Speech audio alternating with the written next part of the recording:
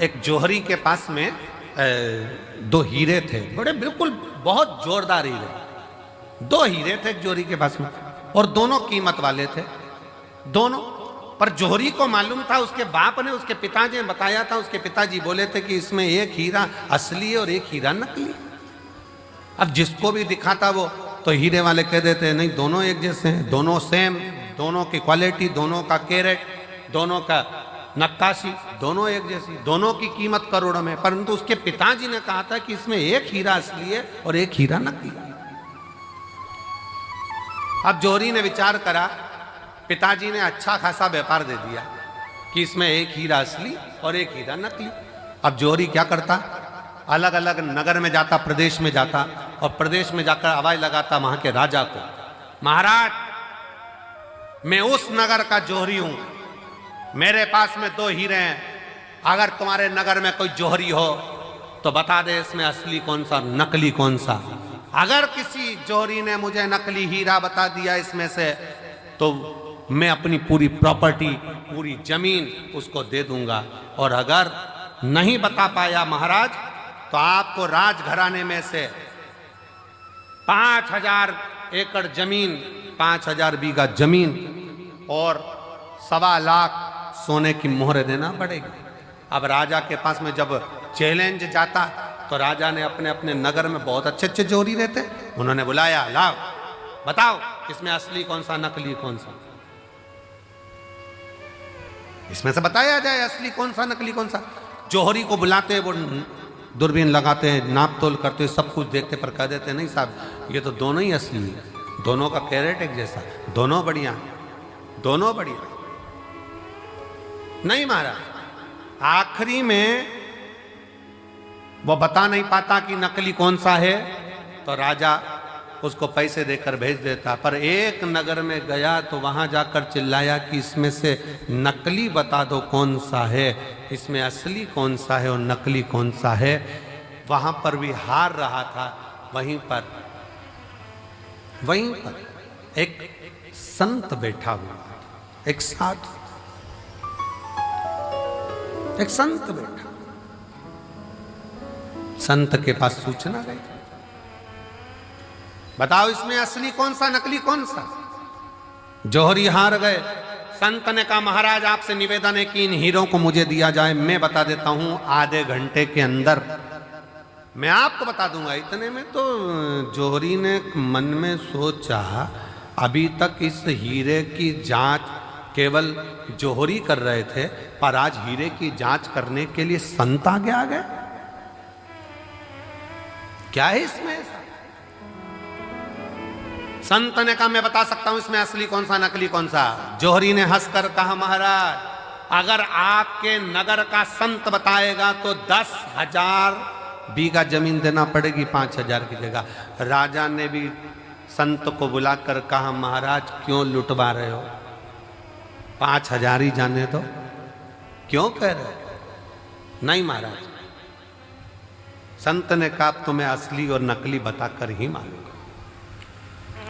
ठीक है महाराज, अगर तुमने 5,000 की जगह 10,000 जमीन दिलवा दी ना तो तुम भी सोच लेना सूली पे टांग दूंगा। राजा कहे, संत कहे मंजूर है तुम मुझे सूली पर टांग देना, पर आज बता के मानूंगा इसमें असली हीरा कौन सा नकली कौन सा। तो ले जाओ। संत दोनों हीरो को ले गया, दोनों को ले जाके जमीन पर रख दिया, दोनों को रख दिया।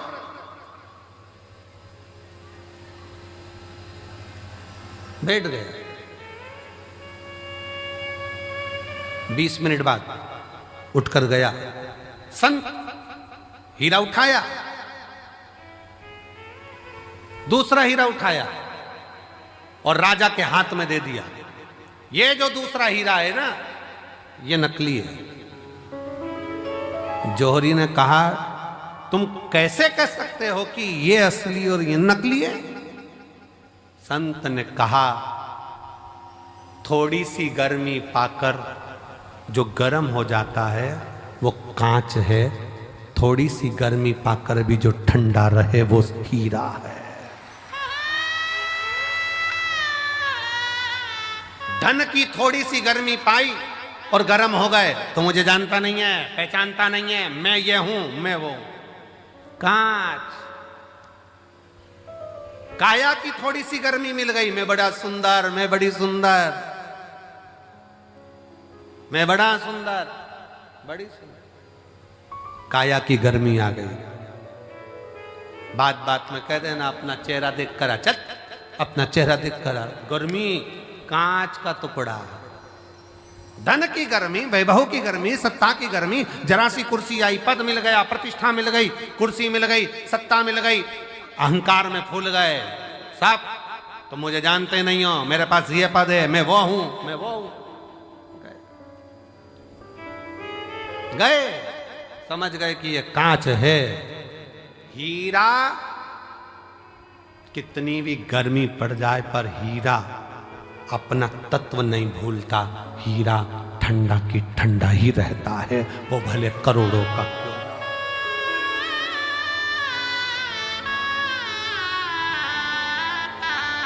हीरा हीरा है, वो करोड़ों का है तो भी नहीं कहता मैं कितने का हूं।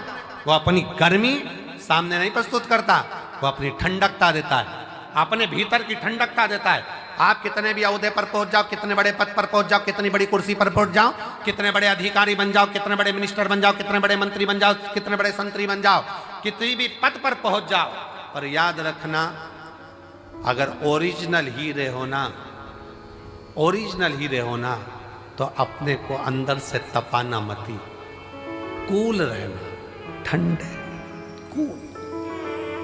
जरा सा वैभव आया, मकान बन गया, जोरदार बंगला बन गया, जोरदार गाड़ी आ गई और मालूम पड़ा किसी को गिने ही ना तो समझ लेना कांच का टुकड़ा है, थोड़े दिन का, हल्का सस्ता।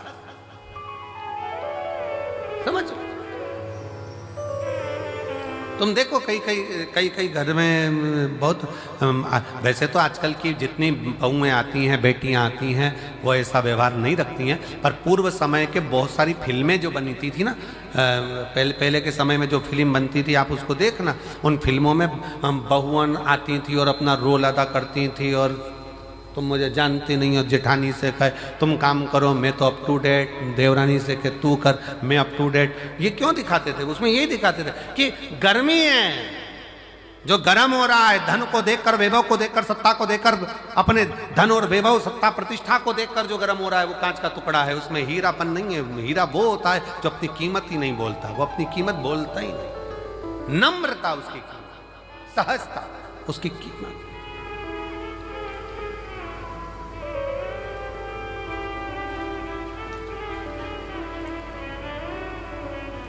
उसकी एक ही कीमत है, वो सहजता, उसकी सरलता। मेरे शंकर भगवान में बहुत बड़ी नम्रता, सरलता, सहजता कितनी होगी जरा विचार करिएगा। दुनिया के लोग अमृत पी रहे हैं उनके सामने और उनको विष का कटोरा रख दिया गया, विष का कटोरा। ये मेरी जीजियों एक बात बताएं आपको, बहुत सावधानी से सुनना, बहुत सावधानी से। तुम्हारे घर में शादी है ना, और शादी में सारे वीआईपी आए हैं ना, उन वीआईपीओं के लिए अलग से व्यवस्था है और तुम्हारे लिए एक साधारण सी व्यवस्था है।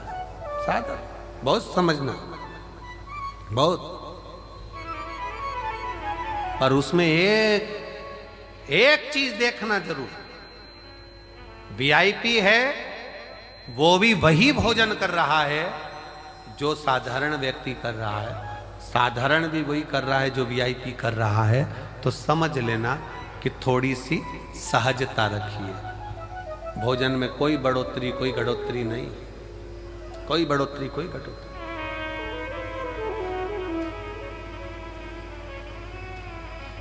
विवाह में आए, शादी में आए और अहंकारिता का शब्द का संबोधन तुम्हारे भीतर आ गया तो वो श्रेष्ठता नहीं है। कांच गर्म हो जाता है, हीरा गर्म नहीं होता। हीरा की सस्ता है, कूल रहना, ठंडा रहना, सरल रहना। धन कितना भी बढ़ जाए, कितने बड़े भी वैभवपति बन जाओ, धनपति बन जाओ, सत्तापति बन जाओ, तुम्हारे पास में कुछ भी आ जाए, और अपनी नम्रता को मत खोना, अपनी नम्रता।